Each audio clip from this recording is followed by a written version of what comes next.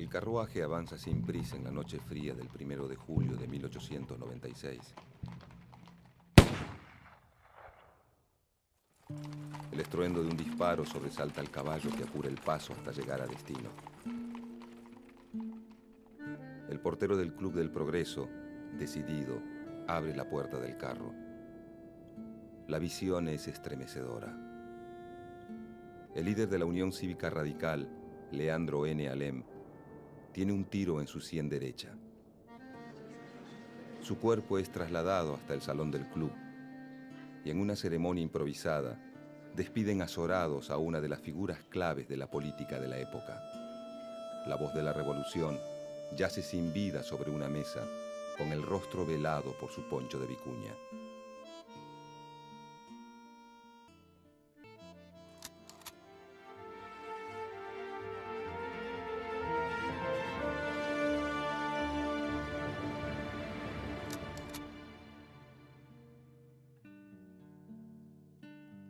Desde 1880, gobierna la Argentina el PAN, Partido Autonomista Nacional, primero bajo el mandato de Julio Argentino Roca y luego de Miguel Juárez Celman.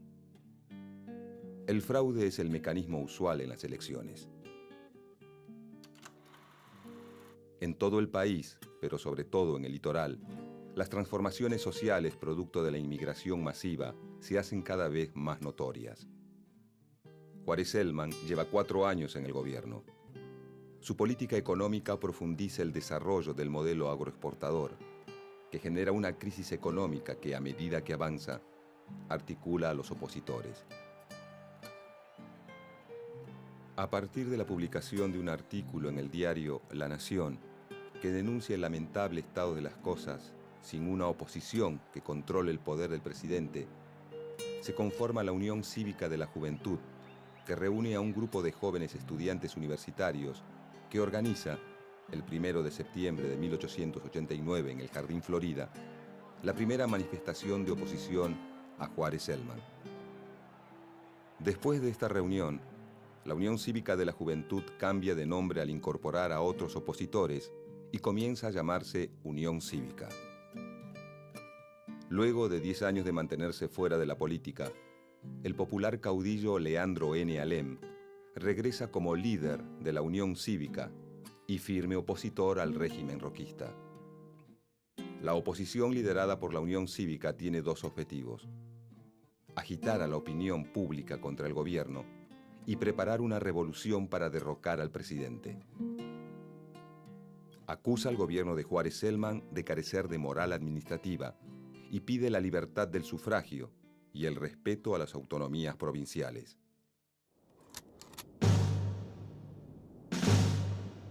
El 26 de julio, en el Parque de Artillería, el general Manuel J. Campos, que está ligado a la Unión Cívica y tiene a su mando a 50 militares del Batallón de Ingenieros, recibe a Alem en plena madrugada.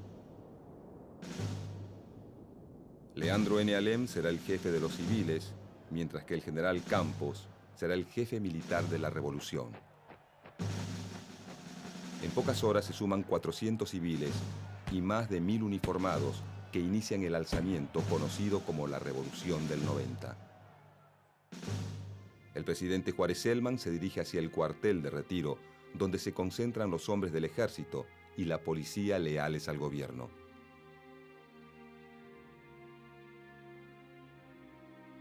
Desde el Parque de Artillería, la Junta Revolucionaria los intima a someterse a la revolución que acaba de estallar. Hombres y mujeres enterados del levantamiento llegan al parque a pedir armas.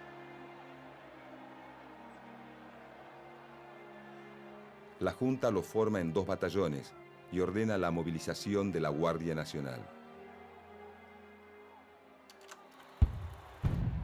En las azoteas se divisan las boinas blancas, prenda que consiguen los sublevados para identificarse. En el cuartel de retiro, el presidente, los ministros, el vicepresidente Carlos Pellegrini y el general Julio Argentino Roca, a cargo de la defensa de la Casa de Gobierno, decretan el estado de sitio, la movilización de la Guardia Nacional y deciden el alejamiento del presidente al interior del país.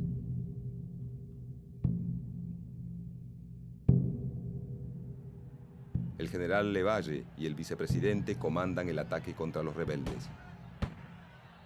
Los revolucionarios construyen cantones y trincheras alrededor de la plaza del Parque de Artillería. A las 9 de la mañana comienzan los enfrentamientos. Varios uniformados de la fuerza policial son acribillados. Desde Talcahuano, los revolucionarios apostados en los cantones atacan al regimiento 11 de caballería. La bocacalle queda cubierta de muertos y heridos y más de 50 caballos destrozados. El general Levalle, que avanza por Cerrito, es emboscado desde los techos de la Intendencia Municipal y se da en retirada. Las fuerzas leales al gobierno se recomponen y a las 3 de la tarde logran quedar a una manzana del parque. Al atardecer la batalla cesa. Recogen más de 150 muertos.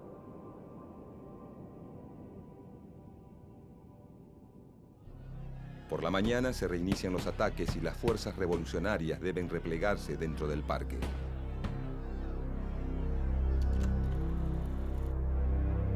Los rebeldes piden parlamentar.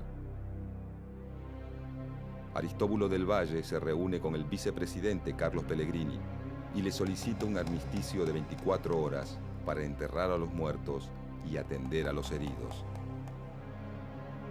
Los barcos de guerra favorables a los revolucionarios ignoran el acuerdo del cese de fuego y bombardean la Plaza de Mayo, la Casa de Gobierno y la zona de retiro.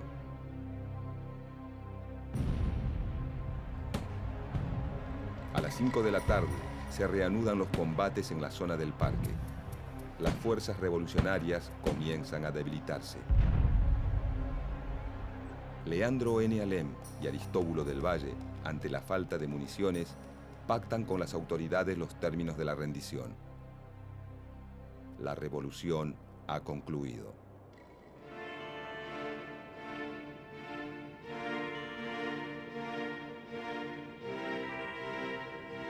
La ciudad está paralizada. La bolsa, los comercios, los teatros, todo permanece cerrado.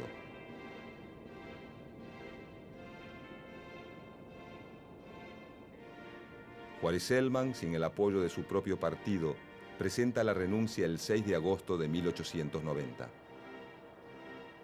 Lo sucede el vicepresidente, Carlos Pellegrini. Julio Argentino Roca, apodado El Zorro, es nombrado ministro del Interior. Desde su nuevo cargo, comienza a reconstruir su liderazgo en el Partido Autonomista Nacional.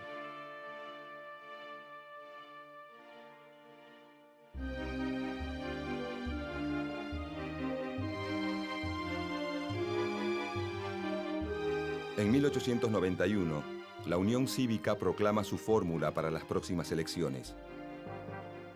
Proponen a Bartolomé Mitre como presidente y como vice a Bernardo de Irigoyen. Dentro del Partido Autonomista Nacional, los llamados modernistas, en oposición a Roca, impulsan la renovación del sistema político para asegurar elecciones limpias. Roca decide pactar con Mitre una fórmula única para las siguientes elecciones presidenciales.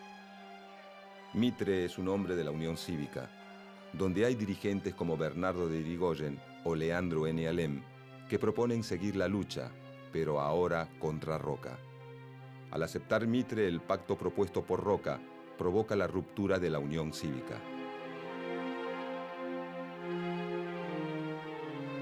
Sus seguidores forman la Unión Cívica Nacional, mientras que Leandro N. Alem y Bernardo de Irigoyen crean la Unión Cívica Radical.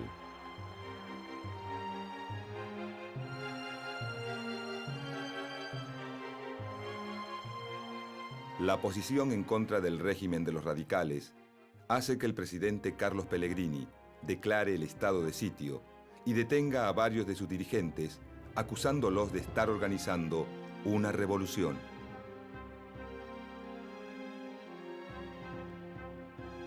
La Unión Cívica Radical manifiesta la abstención en los comicios presidenciales.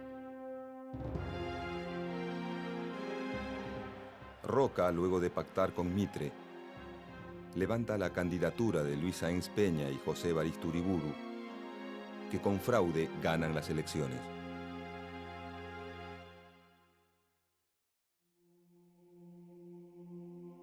En 1893, cercado por los conflictos políticos, el presidente Luis Sáenz Peña convoca al antiguo cívico Aristóbulo del Valle para que sea ministro.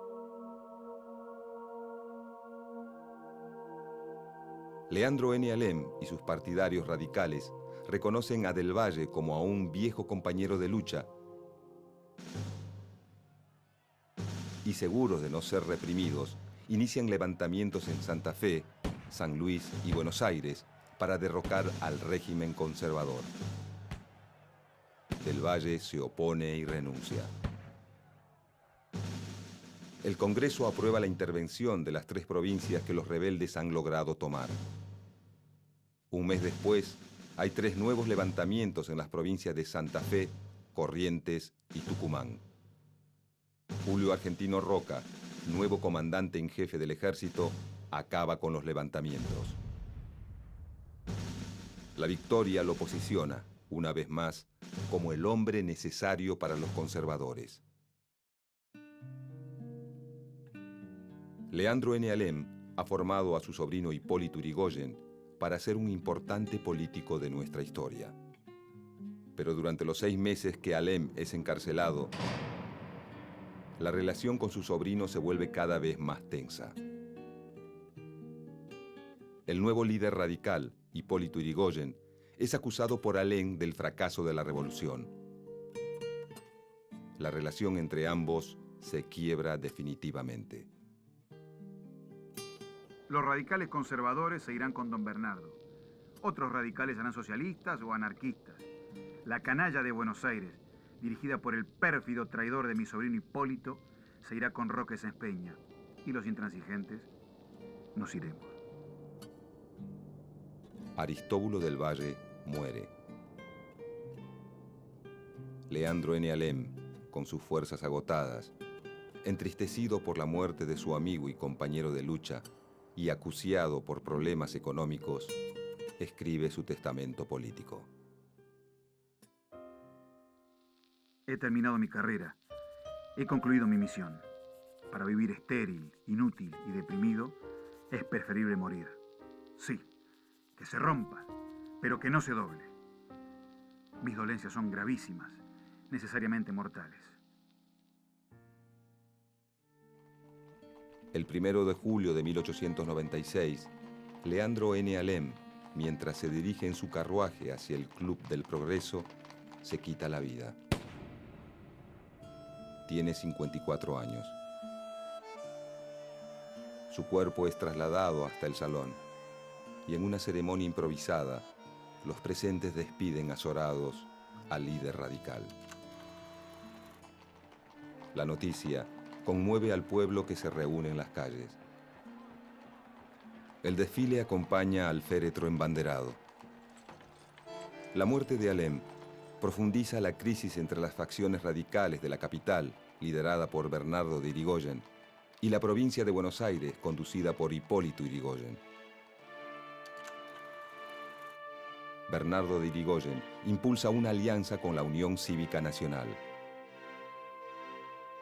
En oposición, Hipólito Yrigoyen disuelve la Unión Cívica Radical Bonaerense, obliga a sus diputados a renunciar y cierra los comités en toda la provincia. Como respuesta, es expulsado del partido. Fracturada la Unión Cívica Radical, queda desdibujada de la escena política y comienza una serie de alianzas con otros partidos en distintas provincias. Con las fuerzas opositoras debilitadas, la vieja política de alianzas y de manejo electoral vuelve a triunfar. En 1898, Julio Argentino Roca gana las elecciones, con los mecanismos usuales de la época, e inicia su segunda presidencia. Durante su gestión presenta el controvertido proyecto de unificación de la deuda externa. La prensa inicia una ofensiva y advierte a la opinión pública de las terribles consecuencias para el crédito interno. Se realizan marchas opositoras en la capital, y aunque el presidente declara el estado de sitio, debe retirar el proyecto de ley.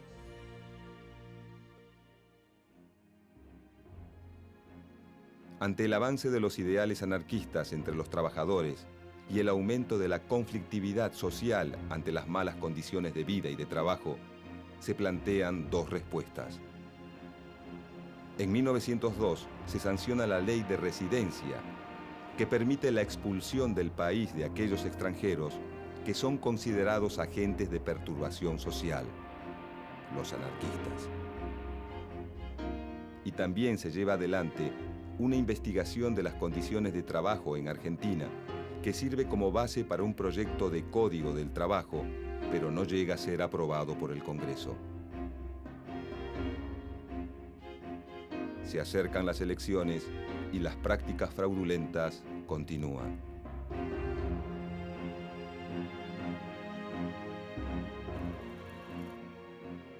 La Unión Cívica Radical, reorganizada por Irigoyen, se abstiene y acusa al gobierno de Roca de abuso en la administración pública y del fraude como herramienta para la permanencia en el poder.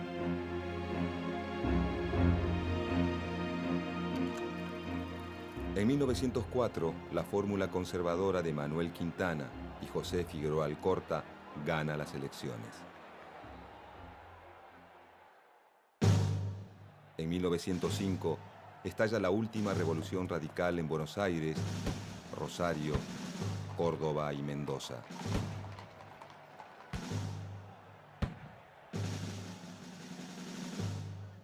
Los levantamientos cívico-militares son derrotados, pero muestran al radicalismo vivo y dotado de una renovada popularidad.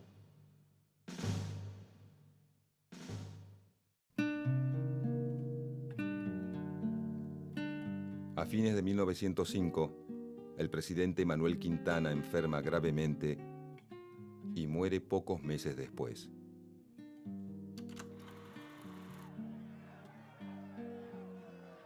Lo sucede el vicepresidente Figueroa Alcorta. Durante su mandato, la desigualdad social y las malas condiciones laborales se vuelven cada vez más evidentes.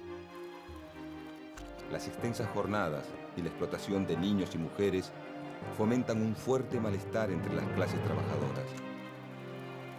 Huelgas y protestas como la de los inquilinos o la Semana Roja son severamente reprimidas.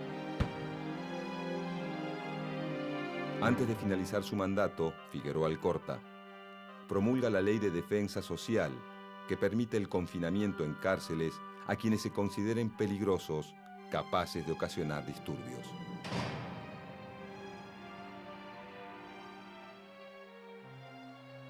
El presidente se despide con los festejos del centenario de la Revolución de Mayo, con la pretensión de demostrarle al mundo la prosperidad de la nación argentina.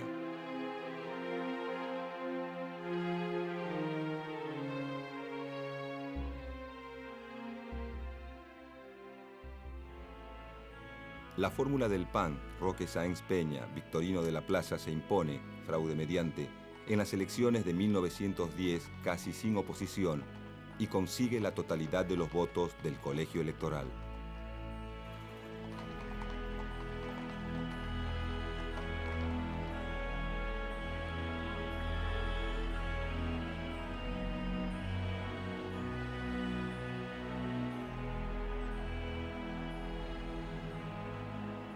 El presidente electo, líder de los conservadores modernistas, que han logrado desplazar a Roca en el manejo del partido, se reúne con Hipólito Yrigoyen, jefe de la Unión Cívica Radical.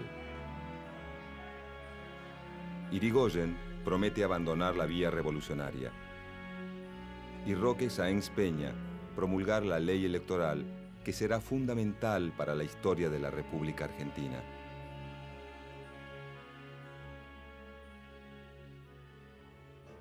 En 1912, Sáenz Peña establece el voto universal masculino, secreto y obligatorio, la representación de las minorías y el uso del padrón militar, con lo que la voluntad ciudadana comienza a ser respetada en la elección de sus autoridades.